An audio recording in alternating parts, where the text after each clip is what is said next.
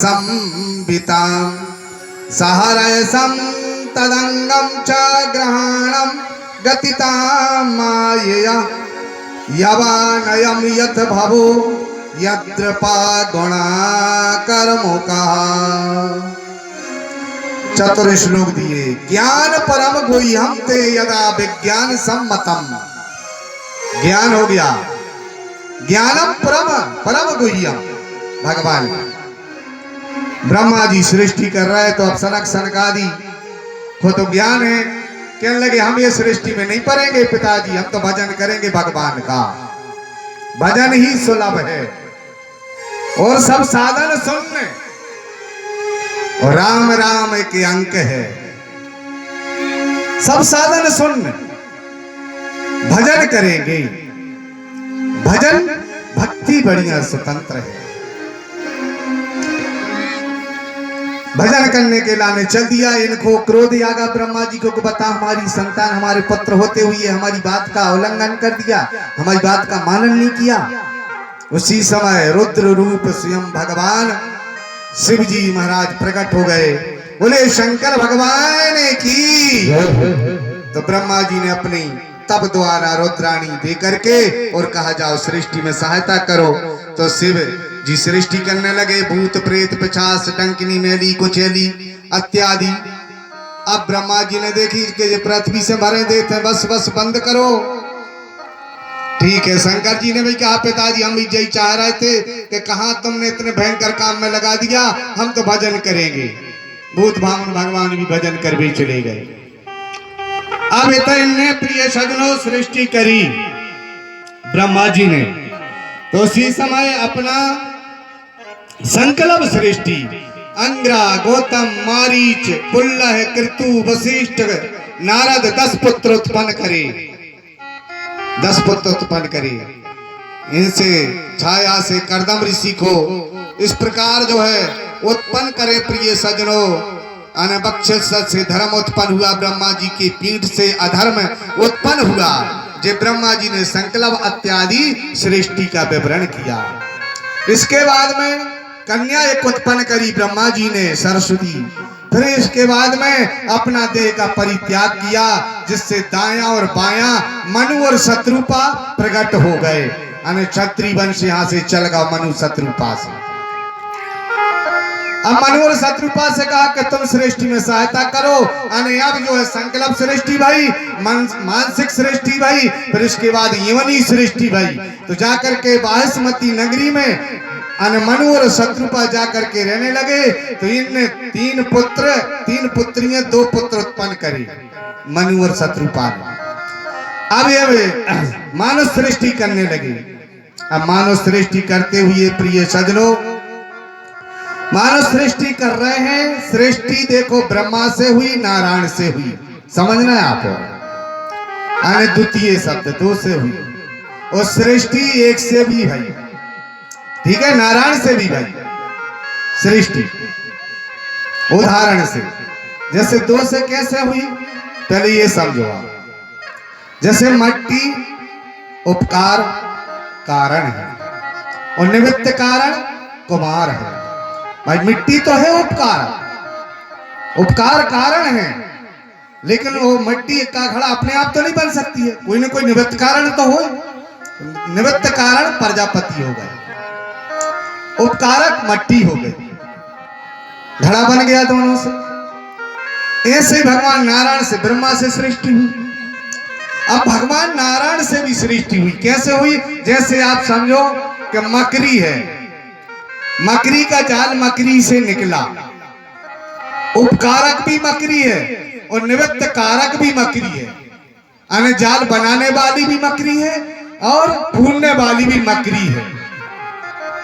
आ रही समझ में बात? तो इसी प्रकार भगवान नारायण से भी सृष्टि भई अकेले से। जैसे मकड़ी से जाल निकला, वही ने बनाया, वही ने जाल टूट दिया।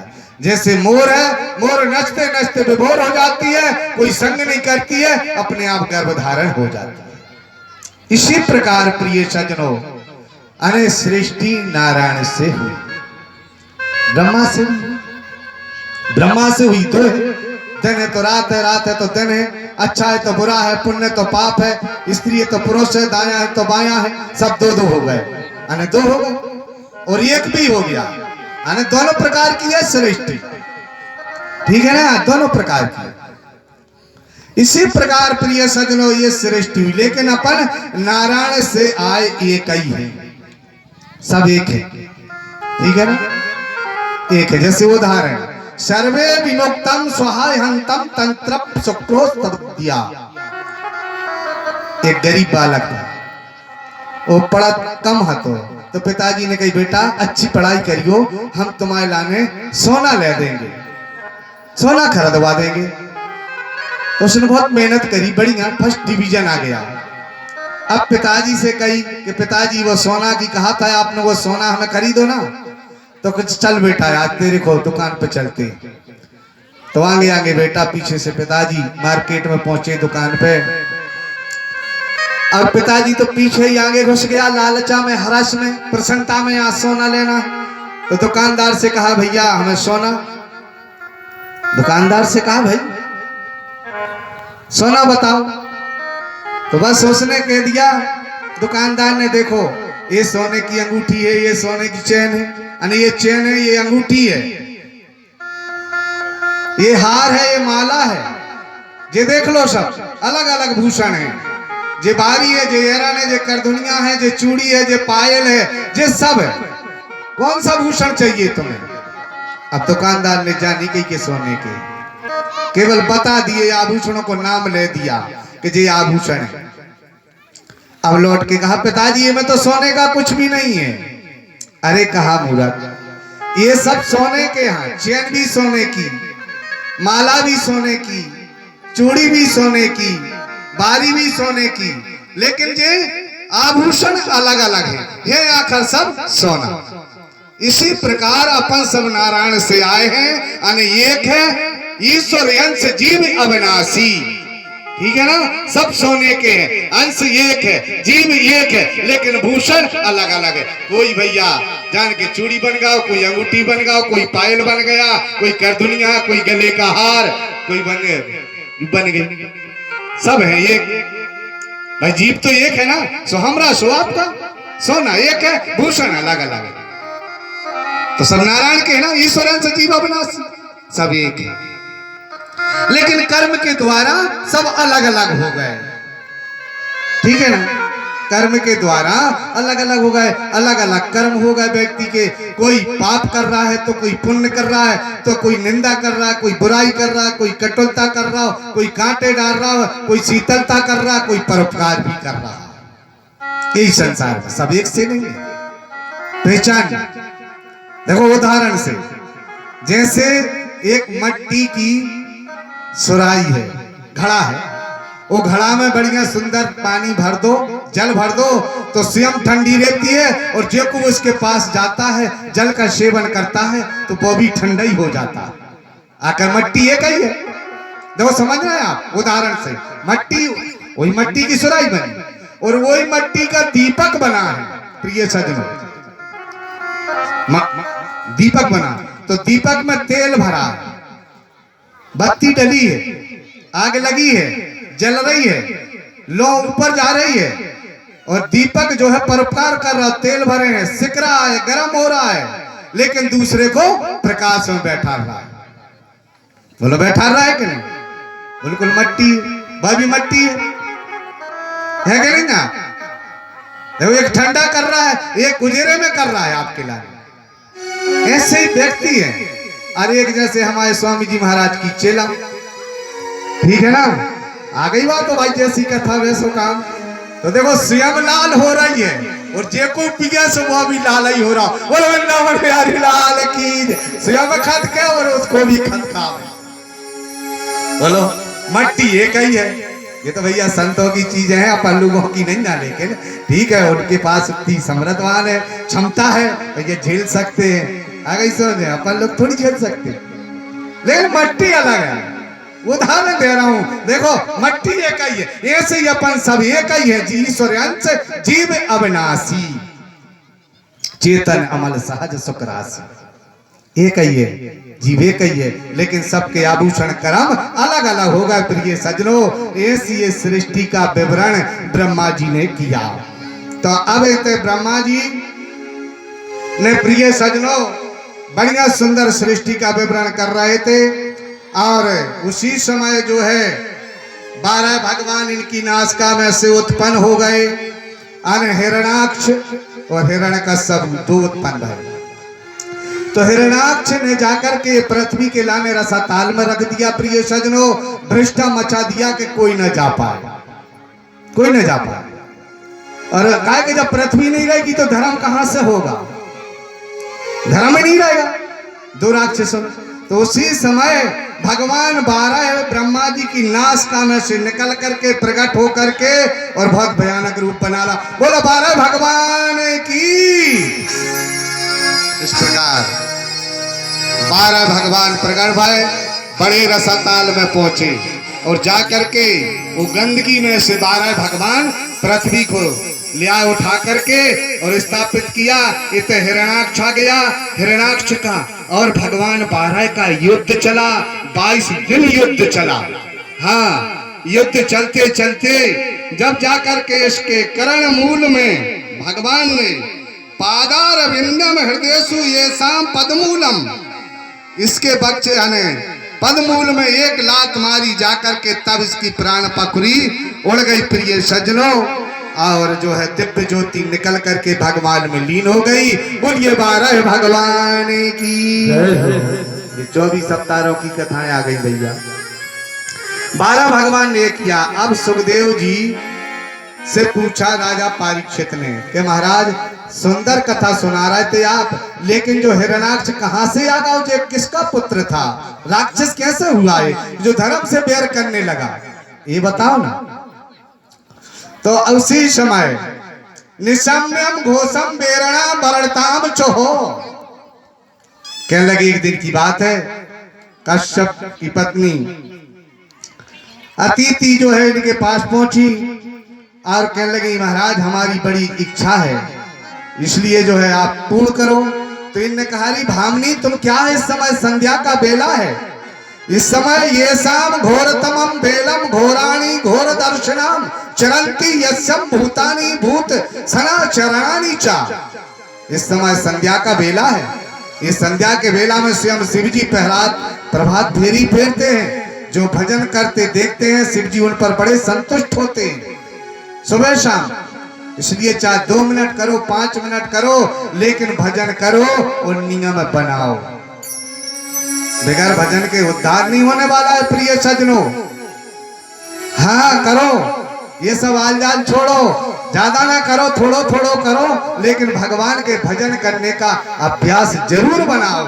प्रिय सज्जनों वहां क्या ले जाओगे, ऊपर जाओगे जब क्या कहोगे, यहाँ के लाने तो नाना प्रकार की तुमने संपत्ति बटोर दी, गाड़ी घोड़ा चौकरन बाखर बकरी बन गए, कमरा बन गए, नाम होगा इज्जत बन गई, लेकिन वहां को क्या कमाया, कुछ नहीं। और इतने अगल बगल में भोपाल गए, बम्बे गए, कहने लगे कछु आधार है भैया, बम्बई में पहुंच गए, दिल्ली में, हाँ कहने लगे रिश्तेदार हमारे मित्र यहाँ नौकरी करते उनके पास रुक जाएंगे, आधार बन गए। लेकिन वहां के लाने क्या आधार है, कले योग के बल नाम आधारा, सोमर सोमर नर उतरा कलयुग के बल नाम आधारा, सुमिर सुमिर नर होते रहे पारा। कलयुग के बल नाम आधारा, सोमर सोमर नर उतरा पारा। कलयुग के बल नाम आधारा, सुमिर नर होते रहे पारा। कलयुग के बल नाम सुमिर सुमिर नर होते रहे पारा। आधार कलयुग केवल आधार, आधार वहां को भी तो आधार बनाओ। हाँ आधार बनाओ ना, वो देखो कब नहीं सोची, कोई आधार नहीं, केवल इतने के चमत्कार में लगे हो प्रिय सजनों। छोड़ो, साफ बनो बिल्कुल, आने कोई लवलेश नहीं होने चाहिए, छल छेंद्र छोड़ो, सम देखो, एक दृष्टि बनाओ, जैसे संतों की दृष्टि होती है, सम दृष्टि, कोई भी चलाया है, सबको एक भाव, ऐसा होने चाहिए। निर्मल बनो, आ गई समझ, मेल निकाल दो अंदर का, इसको धुल दो, तब जाकर के आनंद आएगा। और नहीं तो सत्संग में भी आनंद नहीं आएगा जब तक जो मेल नहीं निकलेगा ना। नाना प्रकार की शंकाएं करोगी, बोलो करोगे कि नहीं? इसलिए शंका, जब निर्मल बन जाओगे तो शंकाएं भी निकल जाएंगी। प्रिय सज्जनों, भजन बहुत जरूरी है, निर्मल बनना बहुत जरूरी है। राजा थे राजा, राजा सत्संग में जावे और सत्संग करें, लेकिन बुद्ध भगवान जो बुद्ध अवतार है, 24 अवतारों की कथा है, बुद्ध अवतार, तो बुद्ध भगवान जो है सत्संग कराते थे। तो अब बुद्ध भगवान इनके ऊपर हाथ न धरे तो राजा को बड़ी गला नहीं आवे कि यार बताओ, मैं सत्संग में जाता हूं और बुद्ध भगवान जो है संत हमारे ऊपर हाथ नहीं धरते, आशीर्वाद नहीं देते। अब जा इनको गला नहीं, तो भगवान तो अंतरामी है, संत लोग 3 काल का जानते हैं, जान गए कि राजा को अंदर कछु न कछु गलानी है, इसलिए तो जो है तो क्या लगे चलो आज इनकी गलानी मिटाया।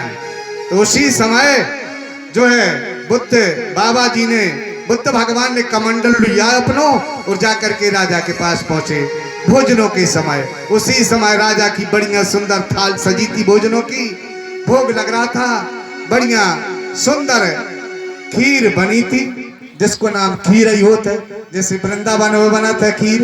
1 मुट्ठी चावल, 1 किलो दूध, 1 क्रम से बनती है। 10 किलो दूध लिया तो 10 मुट्ठी चावल, ठीक है ना, जे बनती खीर। और जब उठती उठती जब बढ़िया केसर, कस्तूरी, काजू, किस्मत इत्यादि बादाम जब महकने लगे, उसको कहते खीर। ऐसी बढ़िया टोती खीर बनी थी। तो कहने लगे महाराज आओ आओ आगवानी करी, कहने लगे महाराज प्रसादी पालो, कहने लगे ठीक है पाएंगे। तो बढ़िया चांदी के कटोरा में राजा जो है खीर लेकर के आए और कहा ले महाराज आओ बैठो विराजो इसमें पाओ। कहने लगे नहीं नहीं, हमारे इस कमंडल में ही डाल दो। तो वो उसमें धूल मट्टी छवि थी कमंडल में। तो अब राजा जो है जब डालने लगे खीर कमंडल में तो हिचक गए, कहने लगे अरे इसमें धूल मट्टी है और जहाँ सारी अटोती खीर उठी भाई खराब हो जाएगी, इसलिए आप इसी में पालो, इसी में पालो ना महाराज जी। अरे बुद्ध भगवान बोले राजन तुम अपनी खीर की इतनी कीमत कर रहे हो तो जब बताओ खीर बड़ी होते कि आशीर्वाद। राजा बोले भगवान खीर तो एक तुच्छ चीज है, अबे खाई 2 घंटा बाद फिर पच गई भाई, अबे खाई 2 घंटा बाद फिर भूखे, तुच्छ चीज है तो। और आशीर्वाद तो अमोघ चीज है भाई, आशीर्वाद मिल जाए तो फिर का नहीं कहने, आनंद ही आएगा। आशीर्वाद तो अमोघ चीज है, इसको का संग है खीर को और आशीर्वाद को। तो उसी समय कहने लगे बुद्ध भगवान कि तुम अपनी खीर को जब बचा रहे हो कि जब खराब ना हो जाए, धूल मट्टी मिली है खीर खराब हो जाएगी, इसी प्रकार हम अपने आशीर्वाद को हम बचा रहे हैं कि जब तुम्हारे अंदर की जब खटाई यानी मोह अहंकार क्रोध ममता विषय वासना कटुलता निकल जाए तब मैं तुम्हारे ऊपर हाथ धरूं, जब सफाई साफ हो जाए तो समझ लो तुम्हारे जीवन में आशीर्वाद आ जाए, यानी जो है अमोघ हो जाए आशीर्वाद, और नहीं तो मेरा आशीर्वाद खराब हो जाएगा। बोलो वृंदावन बिहारी लाल की।